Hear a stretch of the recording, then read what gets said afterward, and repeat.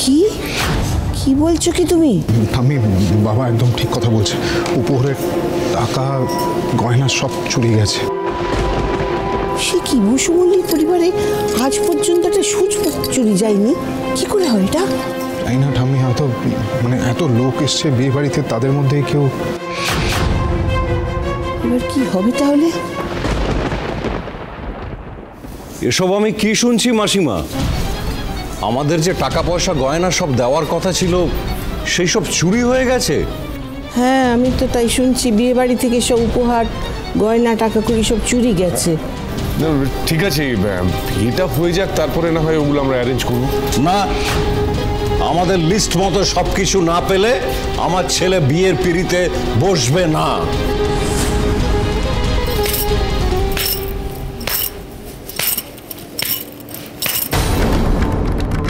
তার মানে এই বিয়েটা আপনারা গাড়ি, টাকা পয়সা, সোনা এসবের জন্যই দিচ্ছিলেন, তাই তো গাঙ্গুলি বাবু?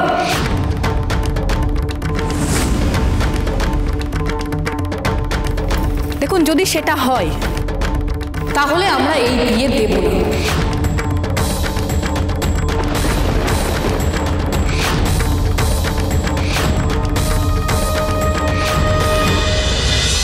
আসলে জানো তো ফোনটা দাও, ভুলটা আমারই।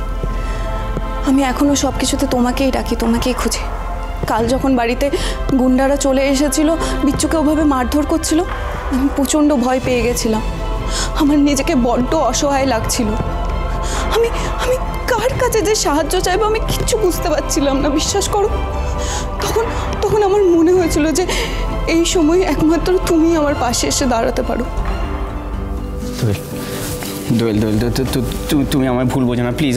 আমার ভুল হয়ে গেছে। দেখো, বিপদের সময় তোমার পাশে থাকাটা আমার কর্তব্য, কিন্তু আমি অন্য কর্তব্য পালন করতে গিয়ে আমি তোমাকে ঠিকঠাক সামলে রাখতে পারিনি। এক সেকেন্ড।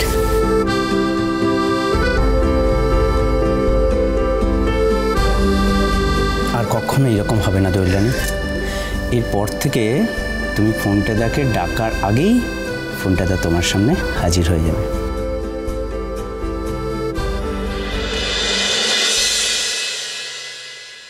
কাকি কিছু বলবে? না, হ্যাঁ বলবো। মানে ওই বিয়ে বাড়ি যাবে বলে সবাই বাইরে অপেক্ষা করছে। ঠিক আছে, তোরা বরং ধীরে সুস্থেই যা। কাকি, তুমি আমাদের সাথে বিয়ে বাড়ি যাবে না? না মা, আমাকে দেখলে শুধু আবার আমাকে নিয়ে দুশ্চিন্তা করবে। ঈশ্বর ওকে ভালো রাখুক, নিশ্চিন্তে রাখুক, এর চাইতে বেশি আমার কিচ্ছু চাই না। আমাদের মেয়ে আমাদের কাছে কোনো পণ্য নয়। একটা বিনিময় প্রথার মাধ্যমে তাকে আপনাদের হাতে তুলে দিতে পারি না। ডলি রক্ত মাংসের মানুষ। ওর ভালো লাগা, খারাপ লাগা, সমস্ত অনুভূতির দাম আমাদের কাছে অনেক। ওর বিয়ে আমরা এমন পরিবারে দিতে চাই যেখানে বউ হিসেবে ও ভালোবাসা আর সম্মান দুটোই পাবে। সুতরাং আপনারা যদি আমাদের ডলিকে ভালোবাসা আর সসম্মানে নিজের বাড়ির বউ করতে চান তাহলেই এই বিয়ে হবে, নচেত নয়। চুপ করো সুধা, আর একটা কথাও বলবে না, চুপ। সুধা এটা কি বললো? তুমি কিভাবে ওনার সাথে কথা বলছো সুধা? তোমার কি মাথা টাথা খারাপ হয়ে গেছে নাকি? নতুন কুটুম্বের সাথে উদ্ধত্ত দেখিয়ে কথা বলছো, বিয়ে হবে না? কিন্তু ঠাম্মি, আমি তো ভুল কিছু। একদম চুপ। ঠিক ভুল বিচার করার দায়িত্ব তোমাকে কেউ দেয়নি। তুমি এখান থেকে যাও।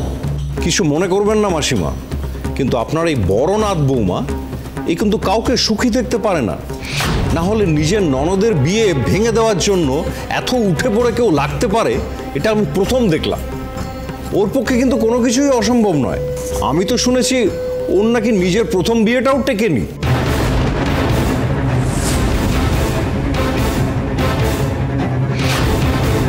এখন সে আবার শুনছি শখ করে ম্যারেজ ব্যুরো খুলেছে।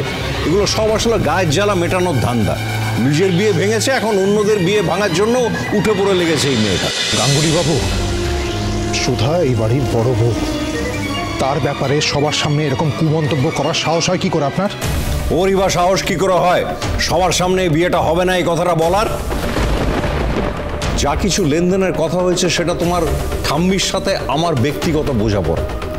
তোমার বউ এর মধ্যে মাঝখান থেকে ঢুকে পড়লো কেন? ওরও তো বোঝা উচিত যে কোথায় কোন কথাটা বলতে হবে আর কোন কথাটা বলা উচিত নয়।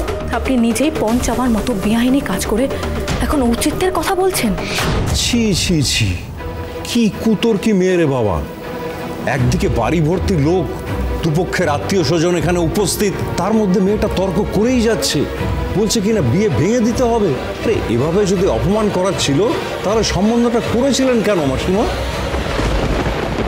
গাঙ্গুলি বাবু, আপনি ভুল বুঝবেন না, আমি বলছি তো, আমি তো আপনাকে বলছি বিয়েটা হবে। গাঙ্গুলি বাবু, আমি কিন্তু বিয়েটা ভেঙে দেওয়ার কথা বলিনি। আমি বলেছি টাকা পয়সা সোনা গাড়ি এই সবের বিনিময়ে এই বিয়েটা হবে না।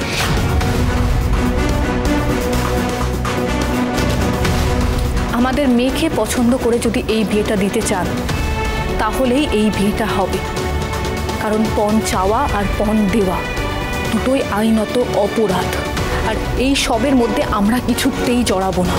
কি আইনি বেআইনি শেখাচ্ছ আমাকে? আমি ঘাসে মুখ দিয়ে চলি? আমার ছেলের বাজারে কদর কতটা সেটা আমি জানি না?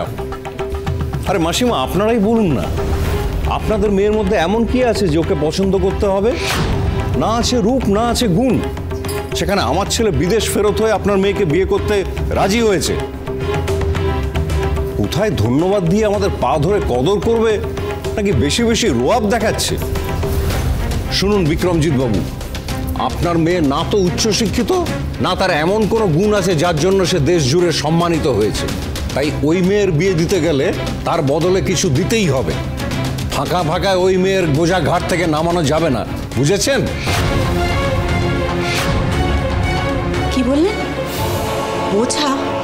শুনুন গাঙ্গুলি বাবু, আমাদের মেয়ে না আমাদের কারোর কাছে বোঝা নয়। আর আপনি এভাবে টাকা পয়সা জিনিসপত্র কেন চাইছেন? তাহলে তো সুধা ঠিকই বলছে, আপনি এই সোনা দানা টাকা পয়সার জন্যই বিয়েটা দিতে রাজি হয়েছেন, তাই না? ডলিকে বিয়ে করার জন্য আপনারা যা যা পাচ্ছিলেন সেটা কিন্তু আপনাদের প্রাপ্য নয়। একটা নতুন আত্মীয়তা তৈরি হতে যাচ্ছিল বলে ঠাম্মি খুশি হয়ে এই উপহারগুলো আপনাদের দিচ্ছিল, কিন্তু সেটাকে তো আপনারা আপনাদের অধিকার ভেবে নিয়েছেন। তার উপর আমার বোনের অপমান করছেন সবার সামনে। সাহস হয় কি করে আপনাদের? আমি এইভাবে আমার মেয়েকে আপনাদের পরিবারে পাঠাতে পারবো না। আমার মেয়েকে যদি আপনাদের পছন্দ না হয় তাহলে এই বিয়ের কোনো মানে হয় না। আপনারা এখান থেকে আসতে পারেন।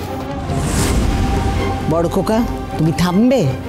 ওই সুদার পাল্লায় পড়ে তোমারও কি বুদ্ধির লোক পেল নাকি? খবরদার বলছি, আর একটা কথাও যদি কেউ মুখ থেকে বের করেছো। গাঙ্গুলি বাবু, আপনি এইসব কথায় কান দেবেন না। আপনি বিয়ের জায়গায় যান আর সম্রাটকে বিয়ের জায়গায় বসতে বলুন। আমি আপনাকে কথা দিচ্ছি, মেয়ে বিদায় হবার আগে আমি আবার সবটা জোগাড় করে ফেলব। এই কাননবালা বসু মল্লিক তো এখনো বেঁচে আছে। তার নাতনির বিয়ে সে যখন দেবে বলেছে তখন এই মণ্ডপেই তার বিয়ে হবে, আর তার জন্য যা দিতে লাগে আমি তা দেব।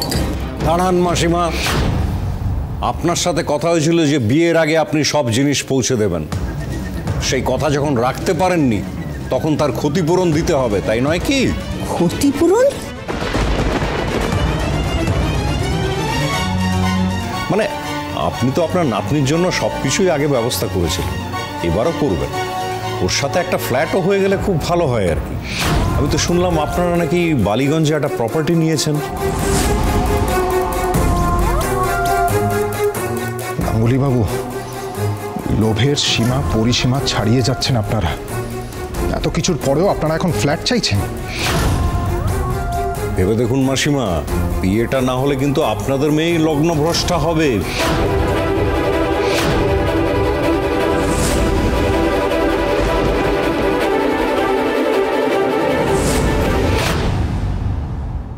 তুমি এত নাড়াচাড়া করছো কেন? Is everything okay?